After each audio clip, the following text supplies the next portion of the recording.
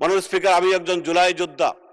সিলেট ৬ আসন থেকে নির্বাচিত মাননীয় সদস্য জনাব এমরান আহমদ চৌধুরী। ধন্যবাদ মাননীয় স্পিকার। মাননীয় স্পিকার, আমি একজন জুলাই যোদ্ধা। এই ৪ই আগস্ট যুদ্ধের ময়দানে আমরা সেদিন আহত হয়েছিলাম। আমি আমার নাম দিয়ে ভর্তি হতে পেরেছিলাম বলে আমি জুলাই যুদ্ধে গেজেট পেয়েছি। কিন্তু আমার মতো অনেক শত শত আমার ভাইরা যারা নাম নিয়ে হসপিটালে ভর্তি হতে পারে নাই বলে যারা জুলাই যুদ্ধে হিসাবে গেজেট হতে পারে নাই, আমি আজকের এই সংসদে আপনারা তাদেরকে জুলাই যোদ্ধা হিসাবে ঘোষণা দেওয়ার জন্য আমি আপনার মাধ্যমে এই মহান জাতীয় সংসদে আমি আহ্বান জানাচ্ছি মাননীয় স্পিকার। ঢাকা থেকে সিলেট যেতে অন্তত 10 ঘন্টা সময় লাগে। মাত্র 2টি রেল লাইন, বিমানের ভাড়া অত্যন্ত আকাশচুম্বী। আজকেও আমি এসেছি 13,000 টাকা ভাড়া দিয়ে। এইভাবে সিলেটের সাথে কেন যে বঞ্চিত করা হচ্ছে আমরা সেটা বুঝতে পারছি না।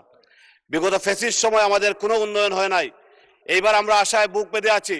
আমাদের মাননীয় প্রধানমন্ত্রীর শ্বশুরবাড়ি সেই গোলাপগঞ্জ সিলেটে, আমাদের মাননীয় বিরোধী দলের নেতার বাড়িও সিলেটে। আমাদের বোন সিলেটের কৃতি সন্তান ডাক্তার জুবাইদা রহমান মাননীয় প্রধানমন্ত্রীর ঘরে আছেন। আমাদের দৃঢ় বিশ্বাস সিলেটবাসী আশায় বুক বেঁধে আছে। এইবার অন্তত সিলেটের মানুষের সেই উন্নয়ন, কাঙ্ক্ষিত উন্নয়ন সাধিত হবে মাননীয় স্পিকার। আমরা সেটা আশা করি। মাননীয় স্পিকার, আজকে জুলাই বিপ্লব দিয়ে অনেক কথা হয়। আমি শুধু একটি কথা বলতে চাই, জুলাই বিপ্লব মানে আমাদের সিনিয়র নেতৃবৃন্দকে অপমান করে কথা বলার জুলাই বিপ্লব নয়। জুলাই বিপ্লব মানে জুলাইয়ের নামে মন্ত্রণালয়ে গিয়ে চাঁদাবাজি করার জন্য জুলাই বিপ্লব হয় নাই। জুলাইয়ের বিপ্লব হয়েছিল এদেশে বৈষম্যহীন একটা সমাজ ব্যবস্থার জন্য। জুলাই বিপ্লব হয়েছিল এদেশের মানুষের গণতান্ত্রিক ভোটাধিকারের জন্য, যে ভোটাধিকারের জন্য আমাদের নেত্রী বেগম খালেদা জিয়া দীর্ঘ 8 বছর কারাগার ভোগ করতে হয়েছিল। মাননীয় স্পিকার, সেই নেত্রী তাদের জন্য জুলাই বিপ্লব হয়েছিল।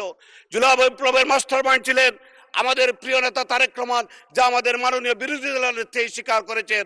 সুতরাং জুলাই বিপ্লব নিয়ে আর বাগাবাগির দিন নয়। আমরা ঐক্যবদ্ধ হয়ে এই বাংলাদেশকে আবারও বৈষম্যহীন বাংলাদেশ প্রতিষ্ঠা করতে চাই। মাননীয় আদালত।